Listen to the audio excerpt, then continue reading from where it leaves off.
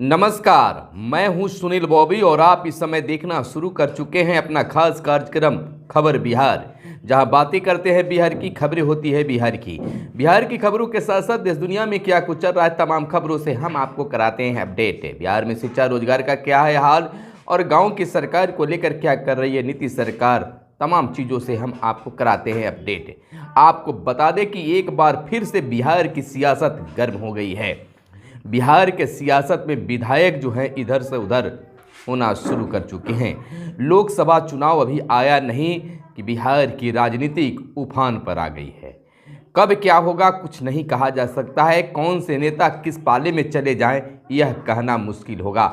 एक तरफ जहां ईडी की छापेमारी हो रही है तो दूसरी ओर आरजेडी और कांग्रेस के कई विधायक भाजपा में शामिल हो गए हैं। जी हाँ, जैसे ही राजद और कांग्रेस के विधायक भाजपा में शामिल हुए वैसे ही बिहार की राजनीतिक बिल्कुल गरमा गई है। यानी कि कब क्या हो जाए बिहार की राजनीतिक में कहा नहीं जा सकता है। जैसा कि आप जानते हैं कि बिहार के मुख्यमंत्री नीतीश कुमार कई बार पलटी मार गए हैं और अब जनता को यही कुछ देखना रह गया है। जनता यह समझ नहीं पा रही है कि अब कब क्या बिहार की राजनीतिक में होगी। आपको बता दें कि बिहार की राजनीतिक में बस बीते दिन कई नेताजी अपने पुराने घर को छोड़कर नए घर में प्रवेश कर गए, बताएंगे। लेकिन उससे पहले हम आपको बता दें कि भारत के प्रधानमंत्री पीएम मोदी ने कहा हर कोई मोदी सरकार के तीसरे कार्यकाल के बारे में बात कर रहा है।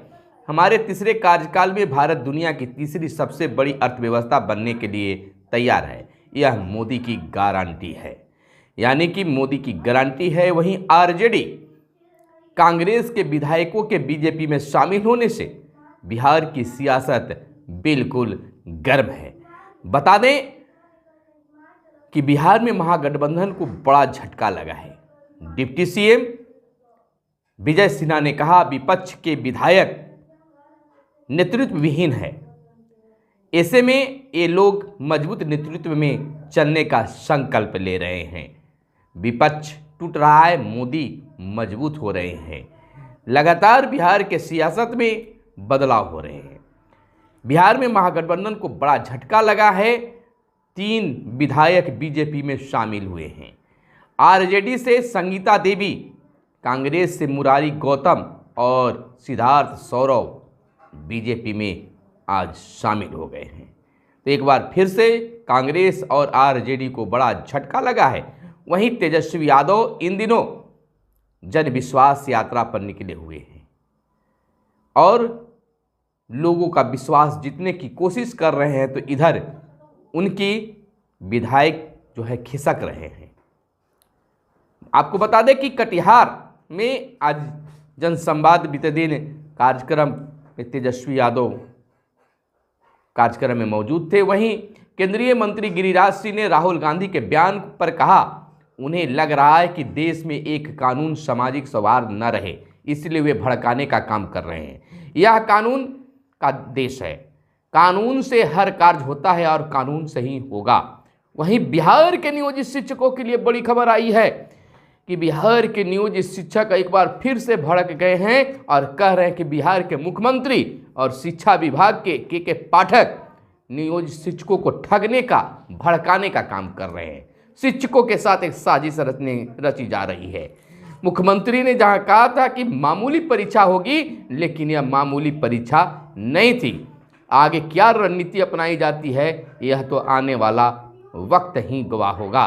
वहीं सत्ता में यानी कांग्रेस के एक बार फिर बड़ा ऐलान हुआ है कि अगर हम सत्ता में आए तो अग्निवीर योजना को खत्म कर देंगे। कांग्रेस ने अग्निपथ योजना को लेकर सरकार पर निशाना भी साधा। कहा सत्ता में आने पर सेना में भर्ती की पुरानी व्यवस्था को लागू करेंगे, यानी कि अग्निवीर योजना को बिल्कुल समाप्त कर देंगे। वहीं नियोजित शिक्षकों के लिए 111 करोड़ रुपए जारी किए गए हैं। 18 जिलों के वेतन मद में वेतन भुगतान के लिए नहीं थी समुचित राशि, तो यह और 1127 मदरसों के विज्ञान शिक्षकों के वेतन भुगतान के लिए भी राशि जारी कर दी गई है। तो शिक्षकों को समय पर वेतन मिलेगा। वहीं पंचायतों को सॉलिड वेस्ट बेस्ड मैनेजमेंट में मिले 66 करोड़ रुपए में सिर्फ 36 करोड़ ही खर्च हुए हैं। स्वच्छता को लेकर स्वच्छ भारत मिशन ग्रामीण से मिली राशि खर्च होना है। 3 साल में मिले 66 करोड़ रुपए। तो इस प्रकार से पैसे मिलने के बाद में भी राशि खत्म नहीं हो रही है। वहीं पड़ोसियों से कुछ अधिक खर्च कर रहे हैं बिहार के ग्रामीण। 3,384 रुपये औसतन खर्च कर रहे हैं बिहार के ग्रामीण। राष्ट्रीय औसत 3,773 रुपये है। वहीं 6,459 रुपये हैं शहरों में खर्च का राष्ट्रीय औसत, लेकिन बिहार में यह मात्र 4,768 रुपये बताई गई है। वहीं अनाथ बच्चों तक नहीं पहुंच पाई है राशि। कोरोना काल में अनाथ बच्चों के बीच सिर्फ 4.95 लाख की राशि बट पाई है। आने वाले वित्तीय वर्ष में योजना की राशि घटाकर 14 लाख रुपये की गई है। वहीं शहरी योजनाओं को समय पर निपटाएं। 3 माह में पूरी होगी स्मार्ट सिटी की कई परियोजनाएं। स्मार्ट सिटी से लेकर शहरों में मास्टर प्लान बनाने की योजनाओं पर काम जल्द से जल्द पूरा किया जाएगा। वहीं अगली बड़ी खबर हम आपको बता दें कि विद्यार्थियों को विदेश में पढ़ने को मिलेगी अब छात्रवृत्ति। सभी विश्वविद्यालयों में लागू होगी स्टेट लेवल फेलोशिप। आर्थिक रूप से कमजोर वर्ग के विद्यार्थियों को मिलेगा लाभ। स्टूडेंट क्रेडिट कार्ड से मिलने वाली शिक्षा ऋण में भी होगी अब बढ़ोतरी। नवाचार को मिलेगा बढ़ावा। तो वहीं हम आपको बता दें अगली बड़ी खबर के रूप में कि सबसे ज़्यादा बेरोजगारी सीमांचल में है। यह बातें जन विश्वास रैली के दौरान तेजस्वी यादव ने कही। सुपौल, किशनगंज, अररिया और कटिहार में जगह जगह तेजस्वी यादव का स्वागत हुआ है और 3 तारीख को पटना आने का निमंत्रण भी दिया है। वहीं राज्य के 18 जिलों में दूसरे चरण का भू सर्वेक्षण लोकसभा चुनाव के बाद 500 से 550 पदों पर हर जिले में होगी। इसके लिए बहाली अमीन, कानूनगो और ASO बहाल किए जाएंगे। वहीं अंचल में एक विशेष सर्वेक्षण सहायक बंदोबस्त शिविर भी बनेगा। अंचल में प्रत्येक 4 राजस्व ग्राम पर एक विशेष सर्वेक्षण अमीन की भी तैनाती होगी। सभी अंचल मुख्यालयों में अस्थायी कार्यालय की भी मंजूरी दी गई है।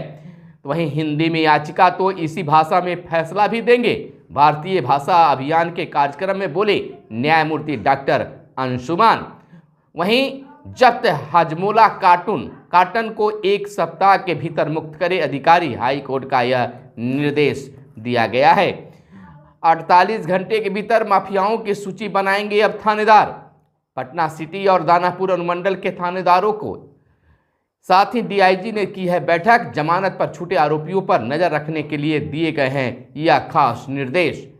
तो वहीं घरों पर कम समय में पहुंचेगा डाक से अब पार्सल। GPO के नोडल डिलीवरी सेंटर से जुड़े 10 डाकघर और 2 से 5 हजार पार्सल का होता है वितरण प्रतिदिन। 9% ग्राहकों को त्वरित सेवा अब मिलेगी। इसका शुभारंभ किया गया है। वहीं बात सुविधा की कर ले तो विद्यालयों में बेहतर होगी पारियोगी की व्यवस्था। 58 मॉडल लैब बनेगी। छात्राओं को मिलेगा काफ़ी फायदा। 7 प्रयोगशाला पहले चरण में पटना में बनाई गई थी। IIT पटना में मॉडल लैब बनाने को मिला जिम्मा। इधर नामांकन में इजाफा होगा। शिक्षकों की अब बढ़ जाएगी जिम्मेवारी।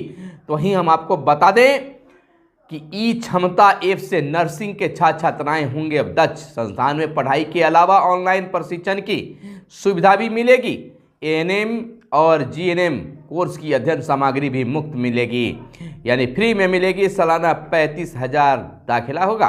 तो वहीं बता दें आपको कि बिहार में लगातार गांव की सरकार को लेकर काम कर रही है, लेकिन वार्ड सदस्य जो हैं नाखुश हैं। वह मांग कर रहे हैं कि सरकार जो हमें अधिकार देने की बात की थी चुनाव से पहले, वह अधिकार हमें मिलना चाहिए, नहीं तो हम सरकार के खिलाफ हैं।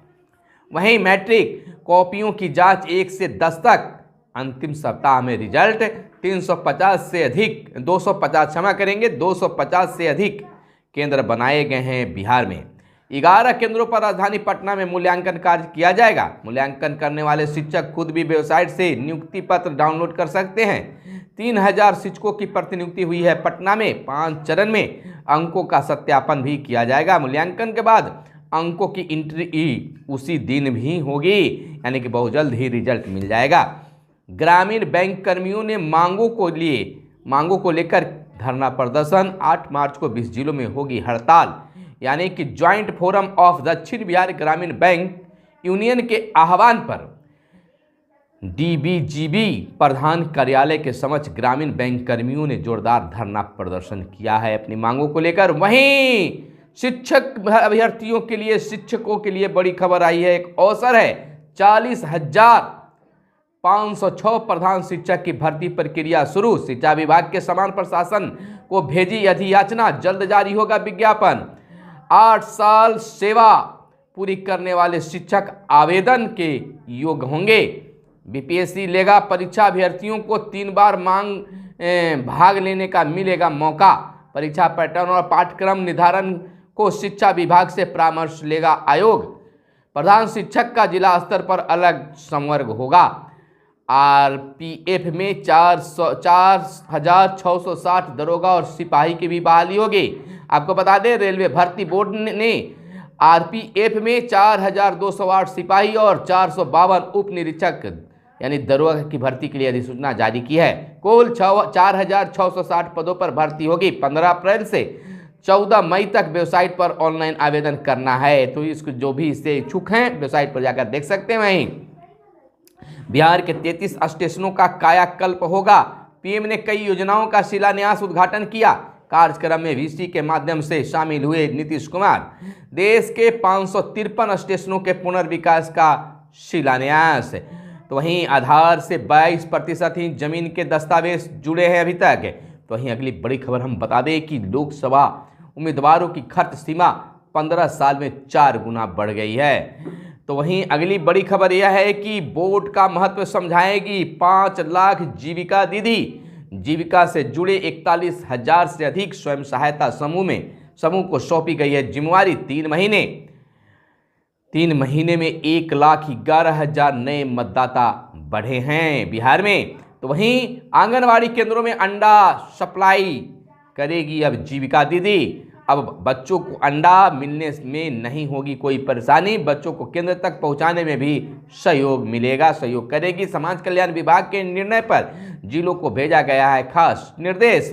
तो वहीं बता दें कि लगातार बिहार के नियोजित शिक्षक जो है अपनी मांगों को लेकर अभी लगातार संघर्षरत हैं और 28 यानी आज सभी विधायक के आवास को घेरने का भी कार्य नियोजित शिक्षक करेंगे। हमारे साथ बने रहिए बड़े खबरों के लिए, खास अपडेट के लिए। दोस्तों, अगर चैनल को अब तक सब्सक्राइब नहीं किया होगा तो चैनल को जरूर सब्सक्राइब कर दीजिएगा।